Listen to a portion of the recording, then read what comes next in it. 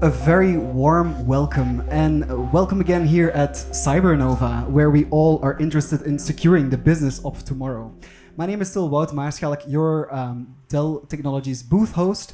I am flanked by three fantastic gentlemen from left to right: Johannes Vermeire from POM, Olaf Jonkers from itsme, and Gert-Jan Ceyssens from Bancontact company. Very warm welcome. Let's give them a round of applause. Gentlemen, before I give you the parole to yourself and where you can introduce yourself, I mean, outsmarting phishing, shaping the future of secure payments. That's what we're going to be talking about.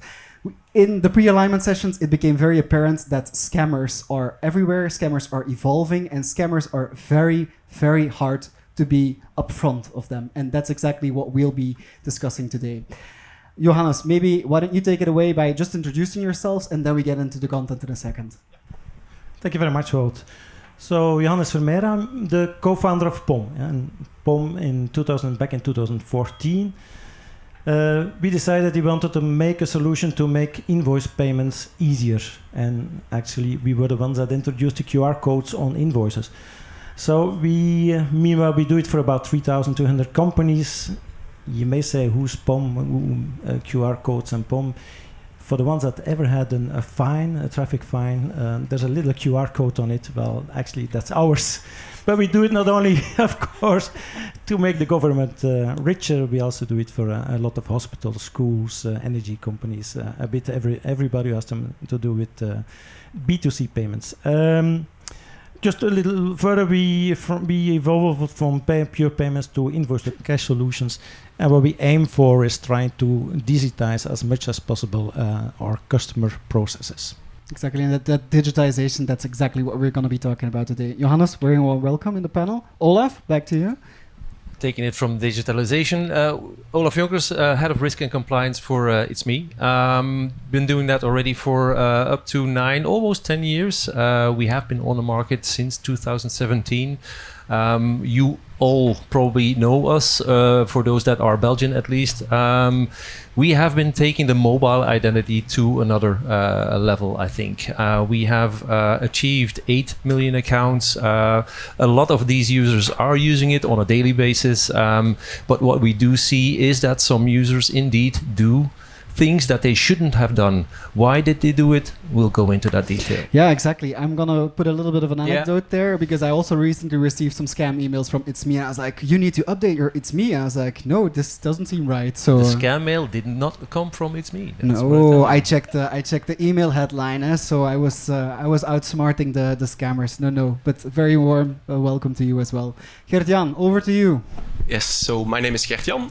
I work as Information Security Officer for the Bancontact company. I've been working there, I think, for 3 years now. And I have a background, let's say, in offensive security. So I started my career as an ethical hacker, where I just came from school. And they just said to me, like, Gert-Jan, here's a company, go and break in. Which was actually very nice when you just come from school. And then I went into consultancy and I moved into the financial industry. And now I work for Bancontact, and I think everybody knows Bancontact. We are Belgium's most trusted payment brand. In total, we process about 2 billion transactions every year. We are also one of Belgium's most trusted brands. So when we talk about this whole phishing proposition and this phishing problem, that's of course really very high on our radar. So I'm very happy to share today what we're going to do to outsmart them. Exactly. Let's get into it, I would say. So today we have 3 provocative statements for you all. The aim is to take you through those provocative statements to better understand, okay, where do the differences lie? Also, where can we outsmart those scammers? And most of all, how can we be vigilant of what's going to happen in the future? Because scammers are there and they're acting very fast. The first statement. It is a bit provocative, which I love. It's the victim to blame. They should be more careful. So basically, we're saying, if I would have clicked on this scammer email of itsme, then it would have been my fault. Gert-Jan, do we agree? So I would say no. I would say partially. Because on one hand, what's very important to know is that when we talk about phishing, a lot of people, they have the misconception that the other guys on the other line of the phone, so the phishers themselves, is that's just, let's say, a couple of teenagers in their basement just calling people, seeing what they can do. But the reality is often completely the other way around. Because if we look, they're professional organizations. So the guys who kind of conduct the scamming, it's not, like I said, somebody in the basement, but it's really professional organizations that actually do it. And to kind of give you a bit of a proof, the picture here behind me, that's from a presentation that 2 Norwegian security researchers gave last year at the DEF CON conference in Las Vegas. And what those Norwegian security researchers actually did is they infiltrated one of those scamming networks, so one of those scamming organizations which do nothing else than scam people. And this is an example of their setup. So what you're seeing here behind me is actually a battery of phones, and the only things that these phones do is actually send out scam messages 24/7. Every minute they just are sending out to potential victims. And in the original presentation of the Norwegian guys, this was actually not a still picture, but this was a movie. This was a small movie, and you could really see the screens of the phones just constantly sending out messages.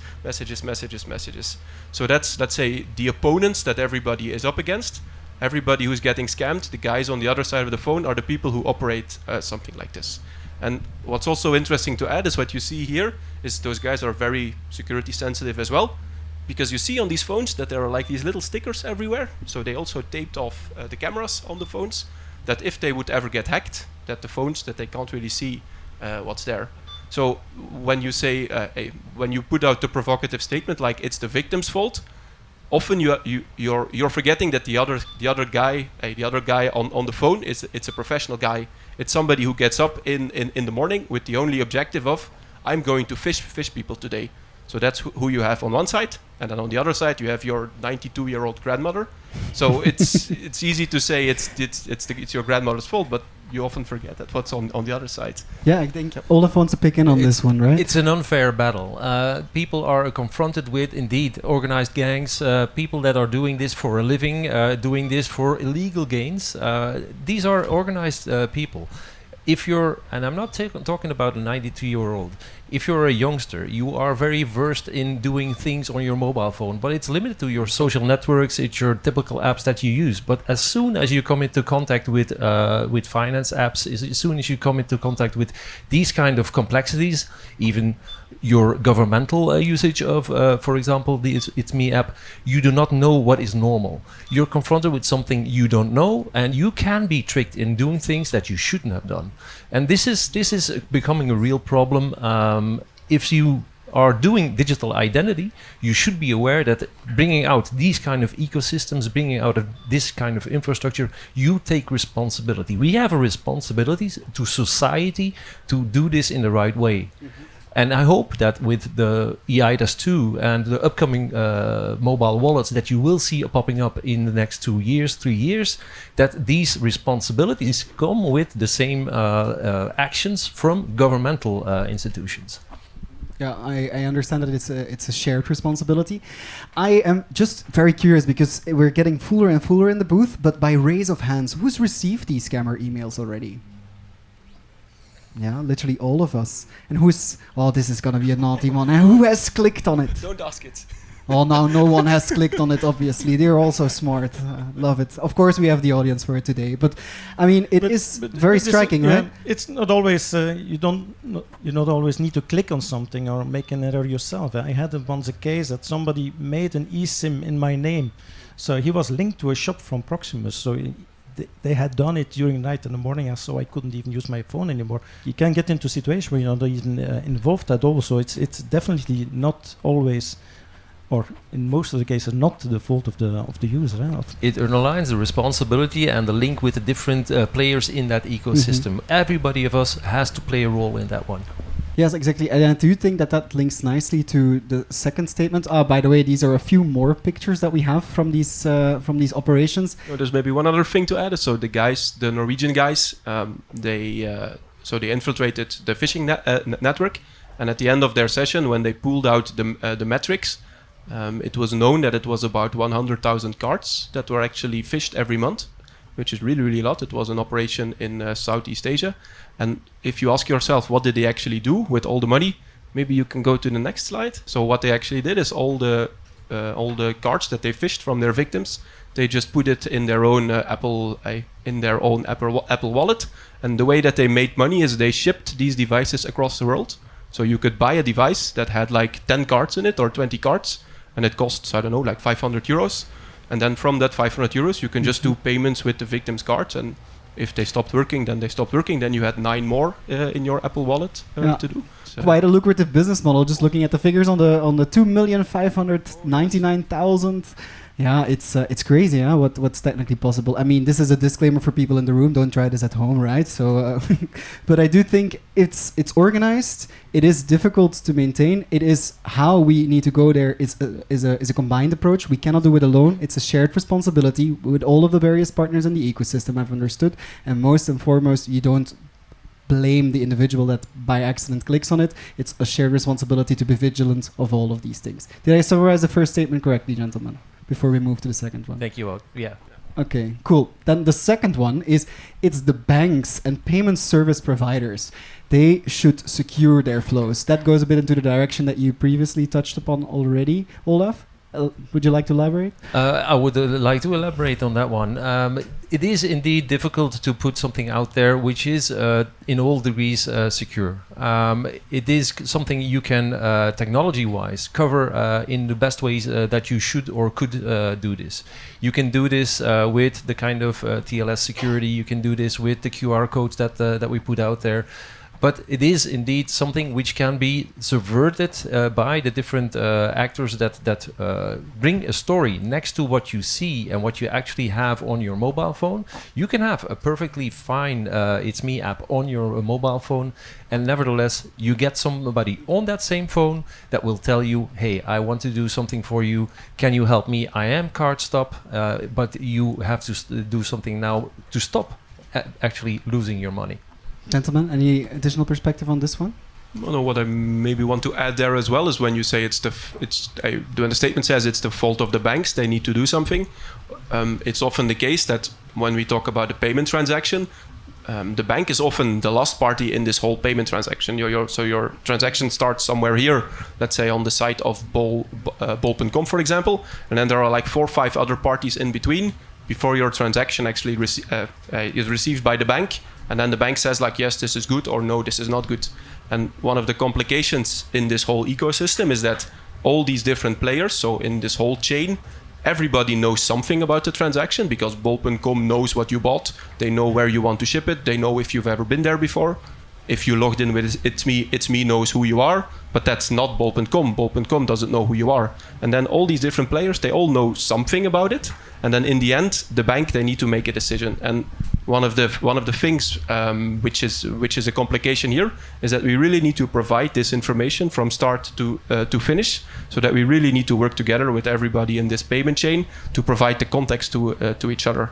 Yeah, this end-to-end visibility across the chain is for me a very interesting one, because I mean we've been talking about the grandma of 90 who might be, well, I would doubt that she goes on bol.com and then buys something, but assume that it's a digital or like a modern granny who does this. But even the digital native ones, the Gen Zers among the world, I think they would benefit tremendously from such visibility. But I guess that is a continuous negotiation or even discussion that you would need to have amongst all of the various stakeholders within the ecosystem in order to drive that transparency.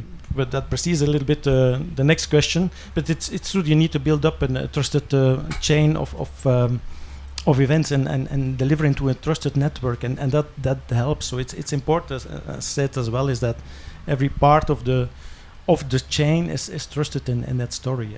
The thing that you put out in the world, and that's why we are sitting here together, is the experience that you gain by doing this in such scale is that you see a lot of things. That go right. You can make an ease of use application which is easy to use, which is frequently used by everybody of us. But then again, you also see those fraud cases. And if you see them, you can collect evidences, you can collect indicators of compromise, which actually go into that part of the ecosystem that you manage. But like it was said, you don't see what is actually happening on the other side. What's the bank doing with this? What's the payment institution doing with this? And you have to be able to share this data. If you don't share it, you're not having the full power of the ecosystem. And that's at the current moment and the state of affairs, I'm afraid that that's the thing that's lacking. If you saw Miguel de Bruiker this morning, if you saw Catherine de Heining just now right next door, it's that kind of data sharing that is desperately needed to fight this kind of fraud. Message well received, I think. Data needs to be transparent, readily available across the entire chain for end users, but all the way to all of the various instances that are actually on that chain. And I'm talking as a DPO. Which means data protection is still there. We have to respect privacy, but the proportionality and the necessity of sharing this data is there. So we share the data that is needed to fight this kind of fraud. Makes sense. This is a societal problem that requires regulation and legislation to enable innovative approaches to fraud prevention. By the statement, I would already agree. But I'm still very happy to get your perspective on it, because I think it's more about what you're going to be saying about this one that I'm very curious about. Legislation, regulation, bringing the actors across the ecosystem together, but also when we haven't touched on that regulatory component yet. So maybe let's zoom in there first, Johannes. Well, maybe the regulatory I leave to the more specialist, which is probably Olaf. But I think we can all, and that's a bit the role that we have as service providers or as companies offering service into that space, is actually looking at our specific case, our specific solution, how we can make them as fraud-proof or phishing-proof as possible. And because we see fraud and phishing is on the rise. We've seen that, I think the figures show it already in the last 2 months, or in the first 2 months of 2026. The amount that has been stolen through phishing is already as high as in the last 6 months of 2025. So it's definitely on the rise. And there's some initiatives we see coming from government, from the Center for Cybersecurity Belgium. They just launched last week a protocol in order to scan every new website, to scan every mail that they get from people that report fraud and phishing. We've seen just this weekend, I think Minister Beenders as well launched the requests towards the bank to do something, to come up with a plan in order to reduce fraud and phishing by the summer. So there's really a pressure also coming from politics as well. And I think our role as service providers in there is also to help and search for solutions. And it was typically something that we found at a certain moment in time as well. So a few years ago as well, as I said, we are trying to help companies digitizing their processes in order to make them more efficient and to make them more user-friendly. But we were kind of, the whole phishing thing was also kind of blocking the progress, the further progress in that digitization. So that's when we reached out towards, in first place, to Bancontact and to say, okay, well, you have a trusted network. We work together with trusted suppliers because they go to an approval process before they can even start working with us. And why not deliver our invoices directly into your application? You have data that is checked, and at that time it was email, and at that time it was a mobile phone number.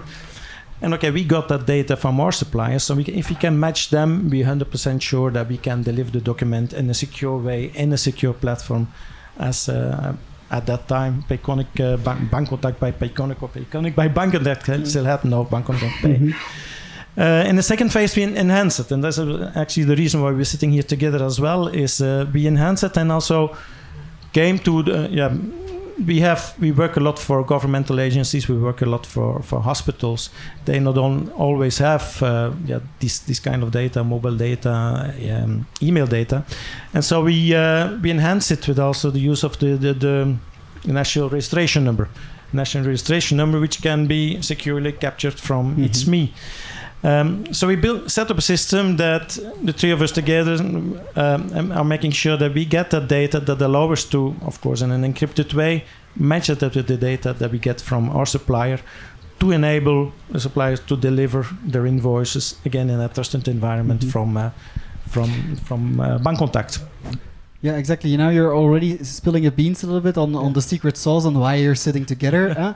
To bring it back to the previous point, to properly close on the first statement, I mean, someone brought a picture along from the Belgian government that is working, of course, very closely on bringing all of the various parties against phishing and the disruption within the phishing industry. Anyone who has a hot take on this particular one? Maybe I want to first provide a little bit of extra context on the previous statement when you said it was a societal problem. What's important here in Belgium is it's not only a Belgian problem, it's a bit of a worldwide problem, the phishing and the scamming. But I guess here in Belgium, it often occurs here because for us here in Belgium, let's say digital payments and mobile payments, it's very normal. I mean, when you wind the clock back, let's say 5 or 10 years, there was very little digital payment and everything needed to... your online transactions needed to happen with the boxke as they call it. So if you see where we went from the boxke to where we are now with the mobile payments and payments integrated in every app to make it very easy for people to pay, then of course, you make it. I don't want to say you make it easier for the fishers, but you open a lot of doors for the fishers to do it. So on that, with that perspective, I think you're in Belgium. I don't want to call it we're a victim of our own success, but in a way it is. We really moved really far on the mobile payments world, and then of course the fishers, they look at it and they say, okay, that's an interesting target. And then of course it's like what was said before, we need to all work together to kind of counter that, because as you heard in the keynote, we all need to work together, and that's why I think we're very happy that we're sitting here and to kind of work together on that part. Gert-Jan brought in the mondial or the global scale of it, and I think that on a European level, we Belgians, we are actually experimenting garden for a lot of these solutions. That's why we have a lot of mobile payments indeed already in Belgium. If you compare that with other member states, it's far less. Same thing for mobile identity, and I just want to bring the thing to itsme. The mobile identity, like we have it today in Belgium, is one of the unique examples in Europe. The thing that I'm seeing now in the regulation that we see coming, so one is you have PSR regulation, you have the kind of GDPR omnibus, which is now, let's say, lightening up a bit the stringent sharing of data that should be enabled for these kind of things.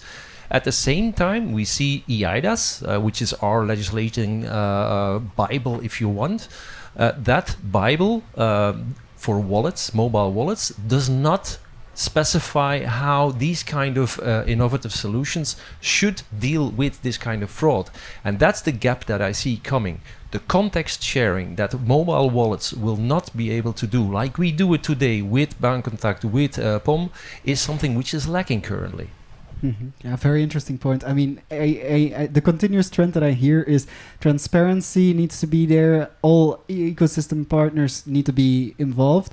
Legislation needs to follow and needs to act equally fast as the technology is evolving. Because, I mean, sometimes us Belgians are sometimes a bit like, we're a bit quiet and not very proud. But I do agree. I, for instance, live in Switzerland, where this whole banking ecosystem is not at all as advanced. Also, like, there's no, for instance, an app like itsme that you can digitally identify yourself as an individual. You still need to do it with a picture of your passport, for instance. So all of these things I think we can be deeply proud of as Belgians, and we also need to, then think strategically about how do we go the next step. And that is exactly bringing all those actors together, including legislation. And if I may add one thing there, because you say to take kind of us to the next step. Of course, the guys on the other side, so the fishers, they're also thinking about going to the next step. And what's interesting there is the trend that you see there is really they're also moving a bit into the AI space. And to give you a good example of that, so every year at the DEF CON security conference, there's always like a special area set up where they do like live social engineering. So it's a bit of a competition. So you enter the booth, they give you a company to social engineer, and you do it live on stage. And that competition has been going on there for a couple of years. And then this year they started with a new competition, which is called, I think it was called the AI phishing. So you as an individual, if you want to enroll in that competition, you had to write your own AI bot to do phishing. And then there was like on stage live a competition of these AI bots calling companies like to extract information. So that's what we see that they're actually going for. So now it's in a more an experimental phase, because it went wrong quite a lot on stage. It was really, really funny to see, but that's actually where we're going, like AI bots. And then if we go back to the image of the mobile phones sending pictures, sending scam texts all the time, you can imagine the situation if that's like 10 servers with AI calling people all the time. So we have to be very cognizant of what AI is going to do for us, but also what AI is going to do for the other side, I would say. Yes, unfortunately, we do not have time to unwrap all of this whole AI topic. I do want to end with one secret sauce, because, I mean, we've brought 3 fantastic people together. Anyone who would like to share a little bit as a last outro on how this success story came together with POM, Bancontact, and itsme, before we close? I think it's a combination of trust and convenience, I would say, and that's what we brought together. And I think we can be very proud that we did it also. This is a Belgian solution, and trust has to be there. But at the same time, if the user experience is nothing, then it's not going to work neither. And I think that's a secret sauce of what we're doing together, I think. I think the summary is quite clear there. Trust has to be there, and trust has to be earned. And I think this is something that we want to carry forward, not only in Belgium, but also on a European scale. I couldn't have summarized it better, to be honest. We'll be in Switzerland soon, if you... Oh yeah, yes, come over. I know the market landscape quite well. Maybe we can connect afterwards. Was delighted to have you on my sofa today to discuss more of the secret sauce that was brought together with POM, Johannes Vermeire, Olaf from itsme, and Gert-Jan from Bancontact. Thank you so much for joining the panel, and enjoy Cybernova. Thank you both.